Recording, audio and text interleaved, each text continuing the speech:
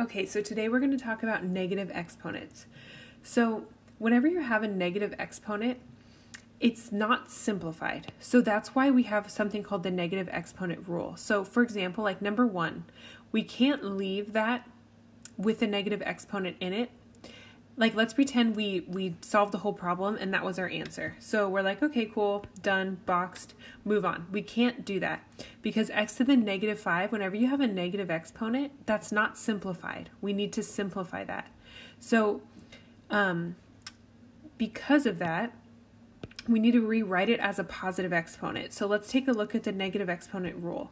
So if we have something like x over negative a, we can make anything a fraction by putting it over 1, right? If I have a negative exponent, the way to make it positive is to move it to the denominator. If it's in the numerator and it's negative, we're going to move it to the denominator. So do you see how from x to the negative a, to make it positive, I moved it down here, and now it's x to the positive a on the bottom? And then we just have a 1 left on top. So in the same way, if we have a negative exponent on the denominator, what do you think we do?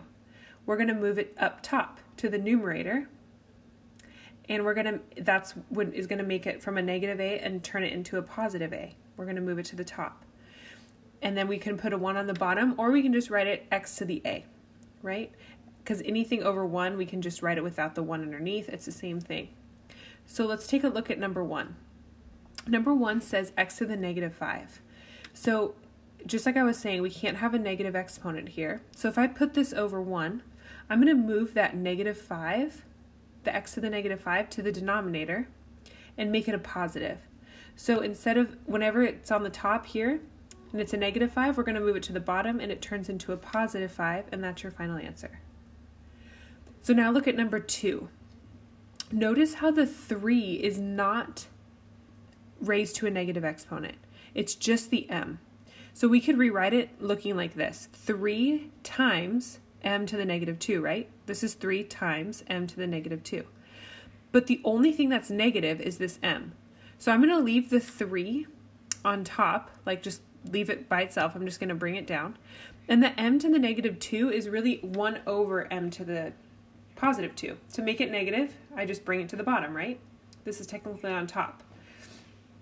I'm just going to bring it down, and then I'm going to put that 3 over 1, and I'm just going to multiply across. 3 times 1 is 3. 1 times m squared is m squared. And think about it this way. See at the top how there's a 3, and there's not being raised to the negative exponent, so I'm just going to keep it on the top. This m to the negative 2, to make it positive, I put it on the bottom, right? So 3 over m squared. And now it's positive. So let's take a look here. Do you see how the a is the only thing that's being raised to a negative exponent? The negative 7 is going to stay negative 7, and the b cubed is also going to stay on top as b cubed because both of those are positive. Well, I know that's a negative 7, but it's not being raised to a negative power. Like this is what it would look like if it was raised to a negative power. Like, I don't know, negative 2, something like that. This negative in front just tells you that this is a negative 7 instead of a positive 7. Right? So this has nothing to do with the sign up here. Okay, those are two totally different things. So I just want to make that clear. Okay, so now the only thing we're going to bring to the denominator here is the a to the negative 4.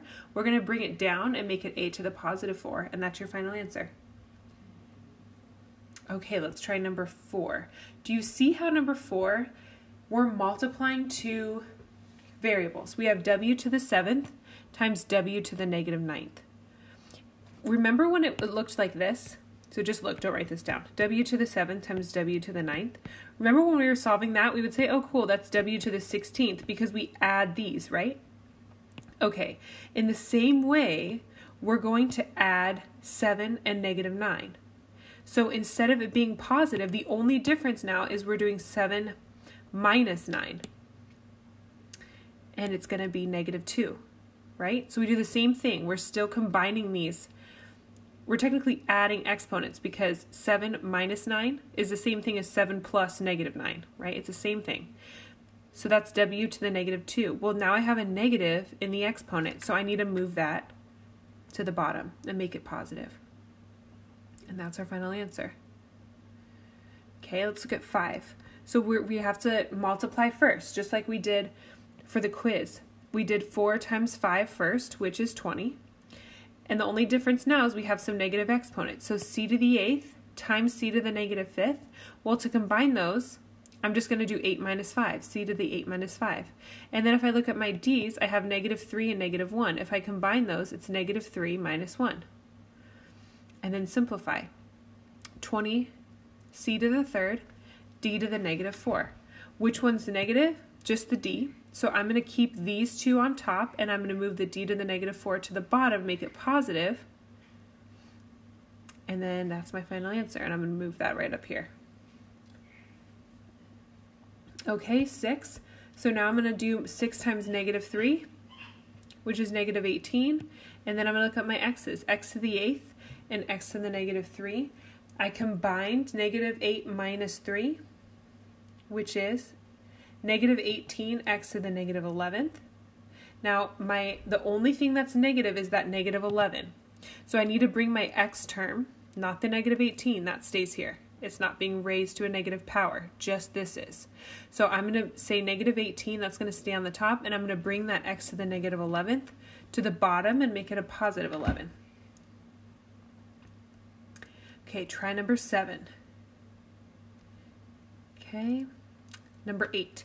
So here we're distributing that negative. The only difference here, instead of multiplying by a positive 2 to everything, like a positive exponent, now we have a negative exponent. So we're doing the same steps though. It's going to be 8 to the negative 2, p to the negative 10th, because remember we multiply here. When it's being raised to a power, 5 times negative 2 is negative 10. So now here, we're going to look for whatever negative exponents we have, and both of them are negative. So that means we need to make this negative 2, we need to make it a positive 2 by bringing the 8 down to the bottom, so it's 1 over 8 squared. And we need to make this negative 10 a positive 10, so 1 over p to the positive 10th. And then we're going to do, okay, well 8 squared is 64, so 1 over 64. I'm going to keep my p to the 10th, 1 over p to the 10th the same. And then we just multiply across. 1 times 1 is 1. 64 times p to the 10th is 64 p to the 10th, and that's it. So number 9, distribute that negative 3 to each piece. So 5 to the negative 3 times y to the negative 6. Both of those have a negative exponent, so I'm going to move the 5 to the negative 3 to the bottom and make it 1 over 5 to the positive 3. And y to the negative 6, I need to make that positive, so 1 over y to the positive 6. And then 5 to the 3rd power is 125, not 15. It's 5 times 5 times 5. That's how I got that. Times 1 over y to the 6th, which is 1 over, and then I just multiply across. 125 y to the 6th. Okay, number 10, I'm going to just distribute that negative 4 to each piece. So 3 to the negative 4 times r to the negative 4. Now notice here, negative 3 times a negative 4 is positive 12. So be careful there. Now I'm going to look for my negative exponents. I have a negative 4 for the 3 to the negative 4, and r to the negative 4. So I'm going to move both of these to the bottom. 1 over 3 to the 4th, I need to make this a positive, so I move it to the bottom, times 1 over r to the 4th. And I'm going to keep that s to the 12 on top. So now that I'm going to put it over 1, right? And I'm going to multiply across. So 1 times s to the 12th is just s to the 12th. And look at the bottom. You see 3 to the 4th? This is 3 4 times. So 3 times 3 times 3 times 3. And that's 81. Okay, so I'm going to put the 81 over here. And then r to the 4th just stays r to the 4th. And that's my answer. So try number 11. Let's look at number 12. Number 12, when we're dividing, we always subtract, right? So when we multiply like up here, well, this is technically multiplying powers. Then we actually multiply like 5 times negative 2 is negative 10, right? But if you look back on the last page that we just did, when we multiply, we add the powers, right? So like, for example, if this was h squared times h to the 5th, that's h to the 7th because we just add those two, right? But when we divide h squared over h to the 5th, we're subtracting. Now, when we're subtracting, we always want to see which one has the greatest exponent. Is the 2 or the 5 bigger? Well, the 5's bigger. So instead of subtracting 5 up here, if we subtract 5 up here, we're going to have a negative exponent. We want to subtract the 2 from down there. So we're going to say h to the 5 minus 2 is going to be on the bottom. We're subtracting 2 here, so 5 minus 2, and we're just going to have that 1 on the top. So it's 1 over h to the 3rd. And the reason for that, because if we wanted to, like let's say we did it the other way, h squared over h to the 5th, and let's say I subtract it up, because that's what we're used to doing. So h to the 2 minus 5, that's going to be h to the negative 3rd, and I have to move that anyways, don't I? Because I can't have a negative in the exponent. So I would have to move that. So either way, we get the same answer. It just takes a couple more steps. So instead of taking a couple more steps, we want to do this as quickly and efficiently as possible, right? So look for your greatest exponent and then subtract from there. Okay, so try 13, 14, and 15. And then let's try 16 together. So again, we're subtracting exponents here. So, because we're going to divide. So first divide 36 divided by 12. That's going to be 3 over, no, not 3, and just 3. Okay, and then see how that's a negative 4? We're going to bring that to the bottom. So we're going to say, instead of x to the negative 4, it's going to be x to the positive 4 in the denominator. And then we have two y's, right? So we have a y to the 8th and a y to the 7th. Which one's greater? The y to the 8th is greater, so we're going to subtract the 7 up to the top. So it's going to be y to the 8 minus 7, which is just y to the 1st power, or y. Okay, number 17. 15 over 18, we can simplify that by dividing the top and bottom by 3. 15 divided by 3 is 5, and 18 divided by 3 is 6. So now we're going to look at the exponents. Look at the a's. A squared over a squared, remember when it's the same on the top and the bottom, we cancel it out. So those cancel.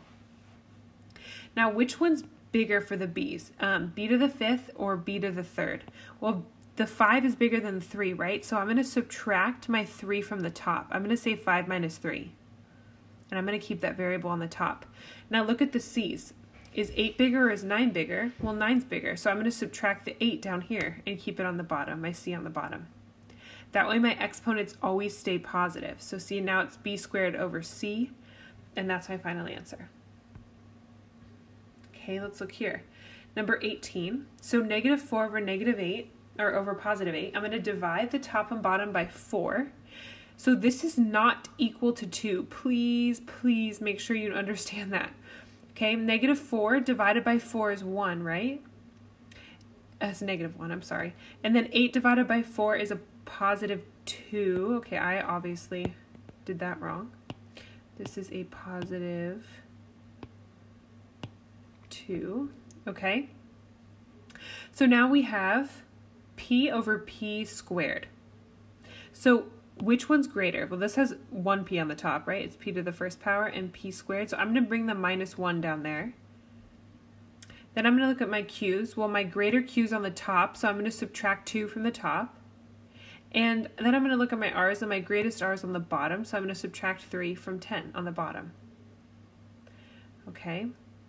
So now I simplify. Negative 1. Oops, okay, there we go.